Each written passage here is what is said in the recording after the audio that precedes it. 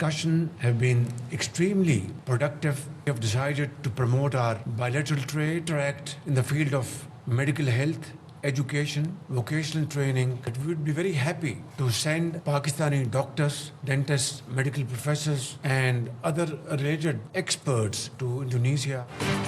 پاکستان اور انڈونیشیا میں دو طرفہ تجارت بڑھانے پر اتفاق. وزیر اعظم ہاؤس میں دونوں ملکوں کے درمیان مفاہمتی یادداشتوں پر دستخط. وزیر اعظم شہباز شریف نے کہا انڈونیشیا کے صدر سے بات چیت مثبت اور تعمیری رہی. باہمی تجارت میں توازن پر گفتگو ہوئی. پاکستانی ڈاکٹرز، میڈیکل پروفیسرز اور ماہرین کو انڈونیشیا بھیجنے پر اتفاق ہوا. انڈونیشیا کے صدر نے کہا پاکستان کی فضائی حدود میں JF-17 تھنڈر طیاروں کی سلامی اعزاز ہے. پاکستان اور انڈونیشیا کے درمیان تاریخی تعلقات ہیں. انڈونیشیا کے صدر کو وزیر اعظم ہاؤس میں گارڈ آف آنر پیش کیا گیا. وزیر اعظم شہباز شریف اور انڈونیشین صدر کی ملاقات کا اعلامیہ جاری. وفود کی سطح پر اجلاس میں chief of defence forces field marshal لاسا منیر اور وفاقی وزراء بھی شریک ہوئے. وزیر اعظم شہباز شریف نے غزہ کے لیے انڈونیشین صدر کی سفارتی کوششوں کو سراہا. مقبوضہ کشمیر اور غزہ کی صورتحال پر دونوں رہنماؤں میں اہم گفتگو ہوئی. اقوام متحدہ کی قراردادوں کے مطابق تنازعات کے حل کا مشترکہ عزم ظاہر کیا گیا.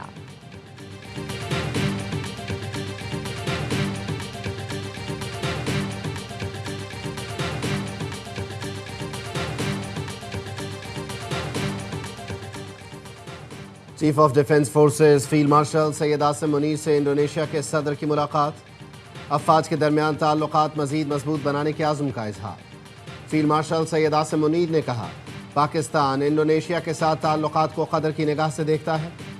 دفاعی تعاون، انسداد دہشت گردی اور استعداد کار بڑھانے کے منصوبوں کے خواہاں ہیں.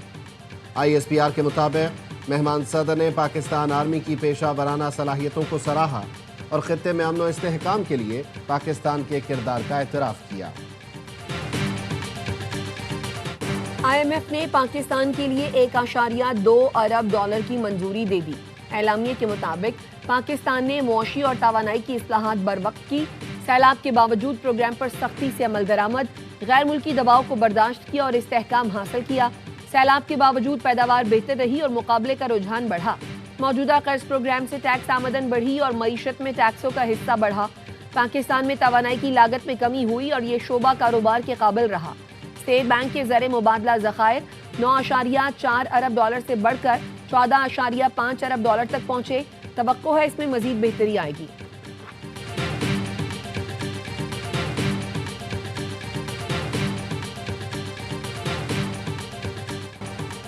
معاشی ترقی کی راہ ہموار کرنے میں فیلڈ مارشل سید عاصم منیر کی معاونت کا کلیدی کردار ہے. IMF کی جانب سے پاکستان میں معاشی اصلاحات اور اقدامات کے مؤثر نفاذ پر اظہار اطمینان وزیر خزانہ اور ان کی ٹیم کی محنت کا منہ بولتا ثبوت ہے. وزیر اعظم شہباز شریف کہتے ہیں ڈیفالٹ کے دہانے سے ملک کو استحکام اور ترقی کی جانب گامزن کرنا ایک کٹھن مرحلہ تھا. ہم نے سیاست کی قربانی دی اور قوم نے معاشی مشکلات برداشت کر کے ناممکن کو ممکن کر دکھایا. وہ وقت دور نہیں جب پاکستان قرضوں سے نجات حاصل کر کے معاشی طور پر خود کفیل ہوگا.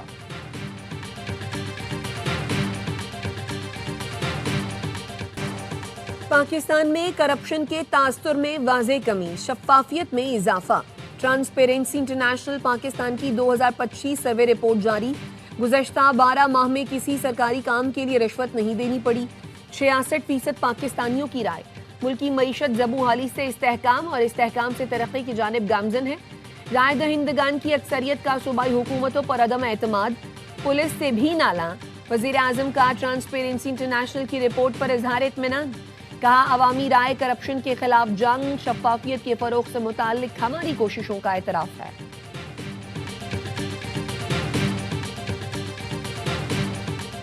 حکومتیں ڈنڈے کے زور پر معیشت چلانے کی کوشش کرتی رہی ہیں.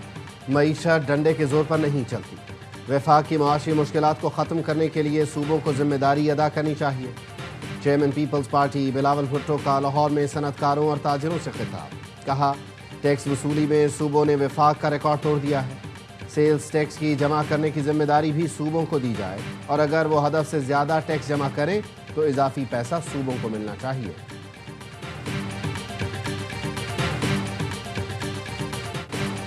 بانی پی ٹی آئی سے ملاقات کا وقت ختم، راولپنڈی میں security high alert, Adiala jail اور اطراف راستوں پر پولیس کی اضافی نفری تعینات۔ ملاقات نہ ہونے پر بانی پی ٹی آئی کی تینوں بہنوں نے گورکھپور ناکے پر دھرنا دے دیا۔ علیمہ خانم کا کہنا تھا تمام ناکے توڑ کر یہاں پہنچ گئی ہوں، آئیں مجھے گرفتار کر لیں۔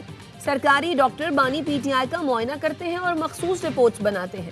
بیرسٹر گوہر نے کہا بانی سے ملاقات ہمارا حق ہے، بانی پی ٹی آئی اور بشرا بی بی سے ملاقاتیں ہوں گی تو حالات بہتر ہو جائیں گے۔ سلمان اکرم راجہ نے سرکاری ڈاکٹر سے بانی پی ٹی آئی کا طبی معائنہ مسترد کر دیا، کہا سرکار کی کسی بھی میڈیکل رپورٹ کو نہیں مانتے، ہم بانی پی ٹی آئی اور بشرا بی بی سے ملاقات چاہتے ہیں، کورٹ آرڈر کے باوجود ملاقات نہ ہو تو کیا کریں؟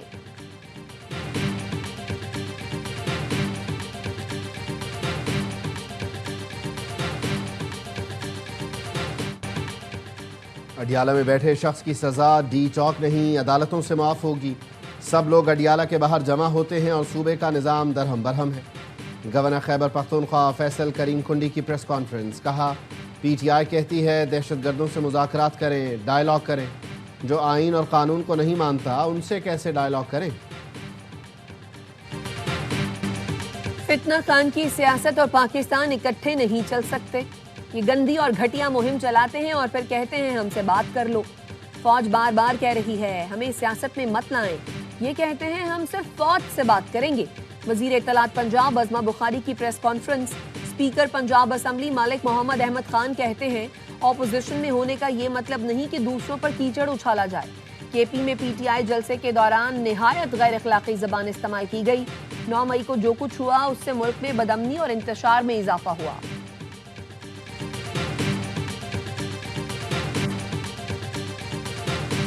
26ویں آئینی ترمیم اور 27ویں آئینی ترمیم کی وجہ سے عدالتوں کو بالکل مفلوج کیا گیا۔ جب ہمیں موقع ملے گا ہم اس تمام 26ویں آئینی ترمیم اور 27ویں آئینی ترمیم اور پیکا ایکٹ سب کو انشاءاللہ تعالیٰ اس کو ختم کریں گے۔ 26ویں اور 27ویں ترامیم سے عدالتوں کو مفلوج کیا گیا، جب موقع ملا ختم کر دیں گے۔ انصاف کا نظام کمپرومائز ہو جائے تو ملک ترقی نہیں کر سکتا، چاہتے ہیں ملک میں عدالتیں آزاد ہوں۔ پی ٹی آئی رہنما اسد قیصر کی پشاور ہائی کورٹ کے باہر گفتگو، کہا ہم آئین و قانون کے تحت جد و جہد کر رہے ہیں، وکلا انصاف اور تحفظ آئین کے ساتھ کھڑے ہوں۔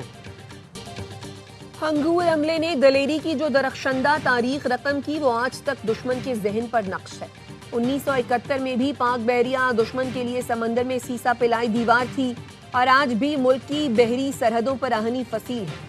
ہنگور ڈے پر chief of defence forces field marshal Syed داستا منیر کا پیغام، نیول چیف ایڈمرل نوید اشرف نے کہا پاک بحریہ دشمن کے دانت کھٹے کرنے کے لیے ہمہ وقت تیار ہے۔ 8 جدید ہنگور کلاس آبدوزیں عنقریب پاک بحریہ میں شامل ہو رہی ہیں۔ پاک بحریہ نے ہنگور ڈے پر خصوصی دستاویزی فلم ہدف جاری کر دی جو commanding officer retired vice admiral Ahmed Tasleem کی وار ڈائری پر مبنی ہے۔ وزیر داخلہ محسن نقوی سے برطانوی وزیر مملکت برائے داخلہ الیکس نورس کی ملاقات، برطانوی نائب وزیر خارجہ برائے پاکستان و افغانستان بھی موجود تھے۔ وزیر داخلہ محسن نقوی کا پاک برطانیہ تعلقات کو مزید مستحکم بنانے کے عزم کا اعادہ۔ پاکستان میں مقدمہ چھپانے پر برطانوی حکومت نے یوٹیوبر رجب بٹ کا ویزا منسوخ کر دیا۔ برطانوی ہوم آفس نے تحریری حکم نامہ جاری کر دیا۔ ذرائع کا کہنا ہے رجب بٹ نے پاکستان میں 295 کا مقدمہ چھپایا تھا جس کے باعث ویزا منسوخ کیا گیا۔ یوٹیوبر ویزا منسوخی کے بعد برطانیہ سے روانہ آج رات اسلام آباد پہنچیں گے۔ رجب بٹ ہوم آفس فیصلے کے خلاف عدالت میں اپیل بھی کریں گے۔ اسلام آباد میں بلدیاتی انتخابات آئندہ سال 15 فروری کو ہوں گے۔ الیکشن کمیشن نے شیڈیول جاری کر دیا۔ نامزدگی فارم 22 سے 27 دسمبر تک جمع کرائے جا سکیں گے۔ اسکروٹنی 30 دسمبر سے 3 جنوری تک ہوگی۔ بلدیاتی امیدواروں کے نام 29 دسمبر کو شائع کیے جائیں گے۔ امیدواروں کی نظر ثانی شدہ فہرست 14 جنوری کو جاری ہوگی۔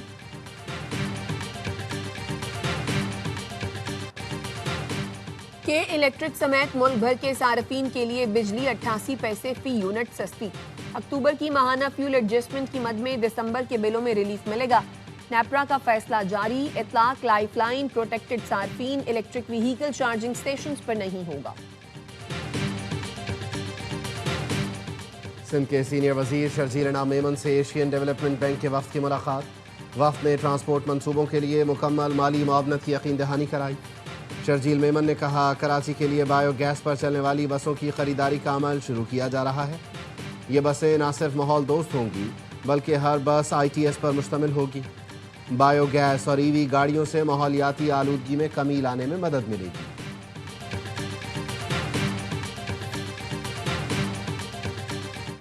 وزیر اعلیٰ سندھ اور وزیر ٹرانسپورٹ کو بتا دیا ریڈ لائن ایک مسئلہ ہے، یونیورسٹی روڈ کا مسئلہ فوری حل کرنے کی ضرورت ہے۔ میئر کراچی مرتضی وہاب کہتے ہیں بلدیہ عظمیٰ کراچی کی قیادت تبدیل ہونے سے وسائل بہتر ہوئے، پہلے چائنا اور روڈ کٹنگ ہوتی تھی، اب نہیں کرنے دیں گے۔ تم لوگوں سے ٹاؤن UCs نہیں چل رہی، گھر جاؤ، ہم چلا کر دکھائیں گے۔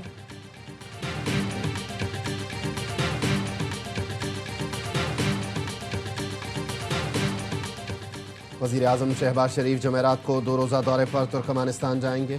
انٹرنیشنل فورم برائے امن و اعتماد میں شرکت کریں گے۔ وزیر اعظم کی ترکمانستان کے صدر اور دیگر عالمی رہنماؤں سے ملاقاتیں ہوں گی۔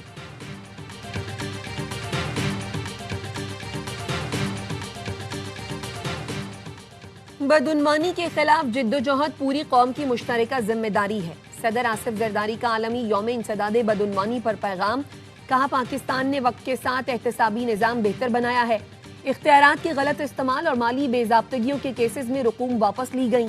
وزیر اعظم شہباز شریف نے کہا جدید دور میں بدعنوانی کے طریقے تیزی سے بدل رہے ہیں، مالی بدعنوانی کے خلاف ٹھوس اقدامات حکومت کی ترجیح ہے۔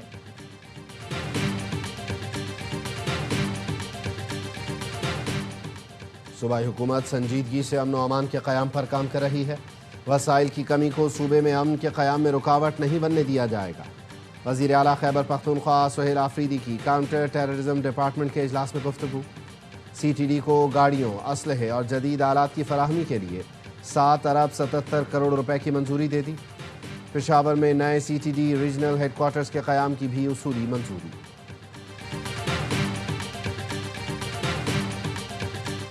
پاکستانی مصنوعات کی عالمی منڈیوں تک رسائی بڑھانا وقت کی اہم ضرورت ہے۔ حکومت ایکسپورٹرز کو سہولیات اور آسان پالیسیاں فراہم کرنے کے لیے پرعزم ہے۔ گورنر سندھ کامران ٹیسوری کی کامرس اینڈ ٹریڈ گروپ کے شرکاء سے ملاقات میں گفتگو، کہا قوانین میں جدت، ڈیجیٹل ٹیکنالوجی کا بہتر استعمال تجارتی سرگرمیوں کو مؤثر بنانے کے لیے ضروری ہے۔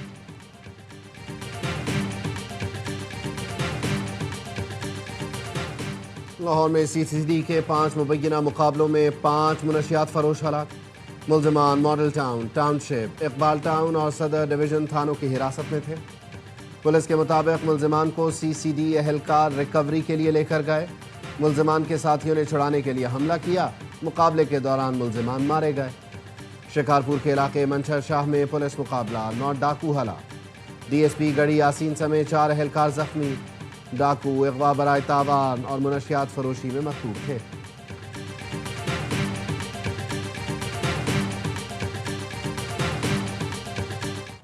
کراچی کے علاقے گلشن اقبال سے 3 خواتین کی لاشیں ملنے کی تحقیقات، پولیس نے باپ اور بیٹے کو حراست میں لے لیا۔ دوران تفتیش ملزم اقبال نے بتایا بیٹے، بیٹی اور بیوی نے رات 3:30 بجے آ کر بتایا بہو کا انتقال ہو گیا ہے۔ اقبال کے بیان کے مطابق بیوی بستر پر جا کر لیٹی، کمبل اوڑھا تو وہ بھی انتقال کر گئی، بیٹی صوفے پر جا کر لیٹی تو اس کا بھی انتقال ہو گیا۔ یاسین کی جانب سے نیند کی گولیاں کھانے کا انکشاف، پولیس کے مطابق یاسین نے 15 خواب آور گولیاں کھا کر خودکشی کی کوشش کی۔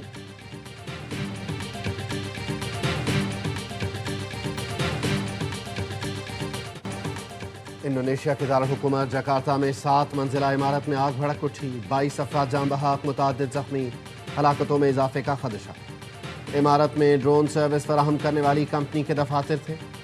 شدید دھوئیں اور شوروں کے باعث کئی ملازمین چھت پر پھنس گئے، جنہیں ریسکیو ٹیموں نے سیڑھیوں کے ذریعے اتارا۔ ابتدائی تحقیقات کے مطابق فائر سیفٹی سسٹم ناکام ہونے سے نقصان بڑھا۔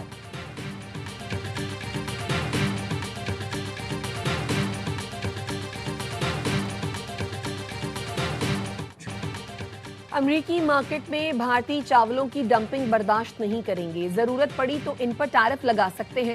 صدر ڈونلڈ ٹرمپ کی بھارت کو زرعی درآمدات خصوصاً چاول پر نئے ٹیرف لگانے کی وارننگ۔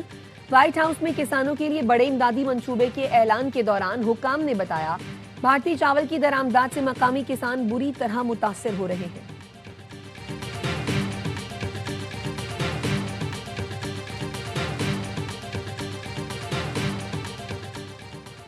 نیشنل گیمز میں میڈل کی جنگ، وابڈا کے سمیع اللہ گیمز کے تیز ترین ایتھلیٹ بن گئے۔ 10.30 سیکنڈ میں 100 میٹر دوڑ کر گولڈ میڈل جیت لیا۔ پاکستان آرمی کے عثمان علی نے دوسری پوزیشن کے ساتھ سلور میڈل اپنے نام کیا۔ پاکستان آرمی ہی کے راشد ریاض نے کانسی کا تمغہ حاصل کیا۔